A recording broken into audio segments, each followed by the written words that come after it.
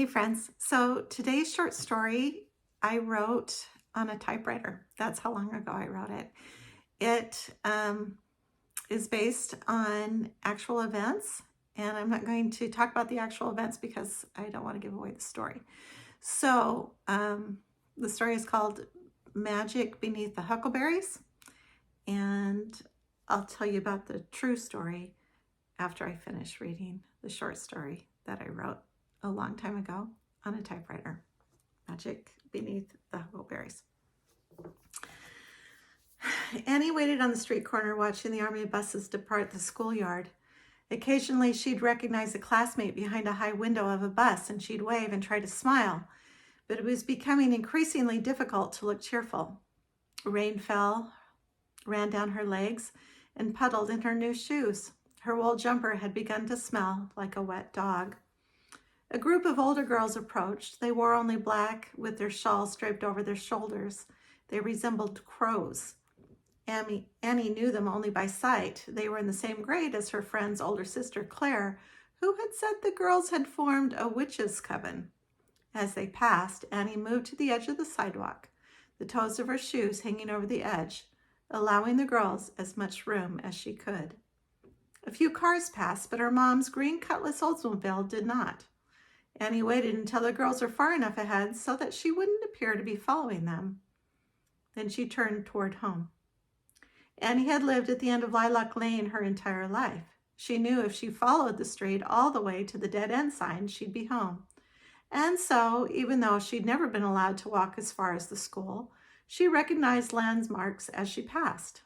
Terrace Park on the right, Mr. Roblinski's house on the left. Eventually, she'd come to where the sidewalk and pavement ended, and she'd have to walk in the mud alongside the electric fence that kept the cows in their pasture. Rain rolled down her neck, and she started to cry when she walked her shoes into the dirt's muck. Something must have been terribly wrong for her mother to have left her at school. That had been months ago, long before Annie had learned the words chemotherapy, radiation treatments, or cancer. Since then, Annie had seen her mother vomit every day, and she'd watched as her mother's blonde hair had washed off her head and lay in the bottom of the bathtub like a broken animal. A tray of medicine stood beside her mother's bed and rarely left. An evil odor permeated the house. Mrs. Lopez had been hired to care for the house and Annie, but Annie had learned to avoid both. She spent the afternoon at a friend's house. Jenny was allowed to watch TV after school, and her mom bought cookies from the store. Annie's homework sat unattended in her book bag. "Did you hear that Rose Kuntz put a curse on Pete Womack?" Jenny asked. "What kind of spell?" Annie asked, fascinated by the witches and their dark work. "I don't know that, but I do know Rose had been going into the woods with Pete." Jenny looked meaningful at Annie. They both knew why a girl would go into the woods with a boy. And then she and everyone else saw Pete kissing Meg O'Toole under the bleachers. "Why didn't Rose put a spell on Meg?" "Oh, she did." "So what happened?" "Nothing yet. Claire said a spell could last for years, that a witch can curse your future husband and even your unborn children." At dusk, Annie walked home from Jenny's. She had to hurry before her father came home, but she didn't want to be alone in the house with Mrs. Lopez. She didn't remember her mother in the back bedroom. She peered into the woods as she passed, keeping a close watch out for the witches. Annie often walked in the woods with her parents, following the cow trails to fields and ponds. In the late summer, she and her mother picked wild strawberries, huckleberries, and blackberries for pies. In the spring, Annie liked to count the lilies. The bright white flowers only grew in the darkest part of the forest. Picking the flowers was forbidden, Annie's mother had told her, because the flowers only bloomed every 7 years. Of course, Annie's mother never walked anymore, and Annie didn't know if she'd be able to walk in the spring or even the late summer. Somewhere in the thick of the trees stood 2 abandoned houses. For years, trespassers had been stripping the wood and using it to build forts and fires. They shot out the windows for target practice. Several cats, feral, her father had called them, lived in the houses, dodging children, thrown rocks, and BB shotgun. The porch light was on when she got home, and her father's car had replaced Mrs. Lopez's. Annie didn't know if her father would have the energy to be mad at her for being out so close to dark. She quietly opened the front door and crept to her room. She wrinkled her nose.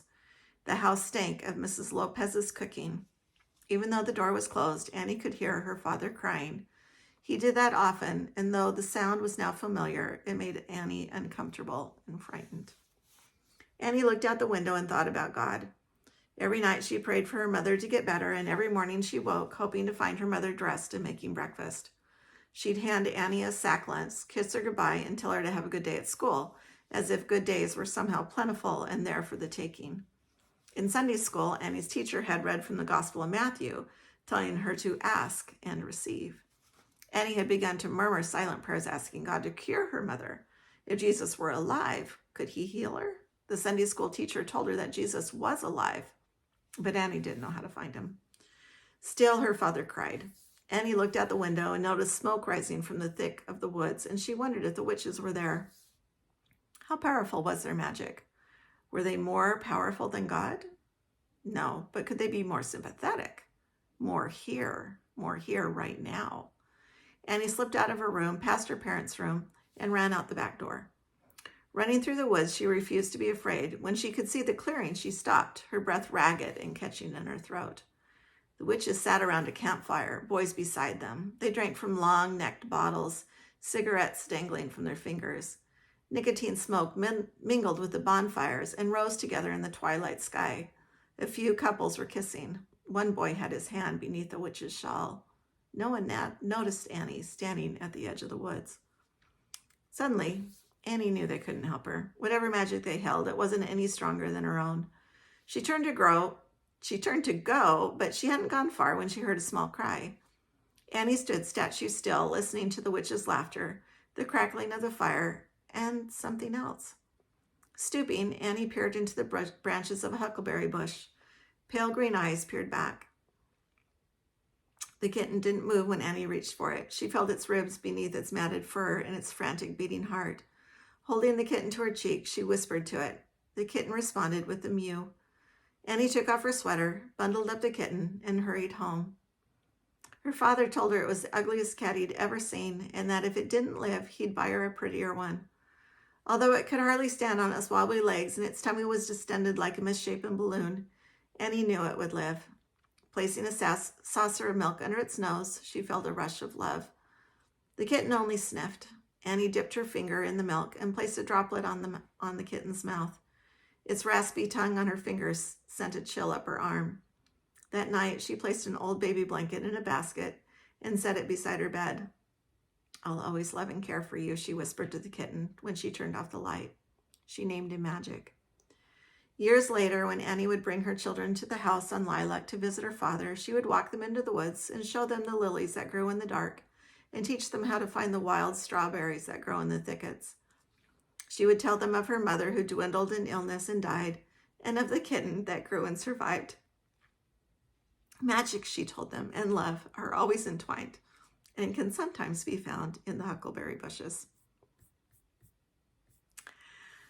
Okay, so this short story is based on an actual event that happened in December, the first holiday season after my mother's death. I lived alone with my dad, and it was maybe the bleakest months of my young life. I believe the Lord sent someone for me to love when I needed it the most.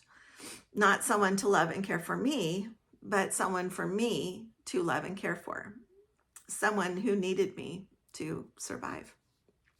In reality, I found the kitten on our front porch on a dark, cold night.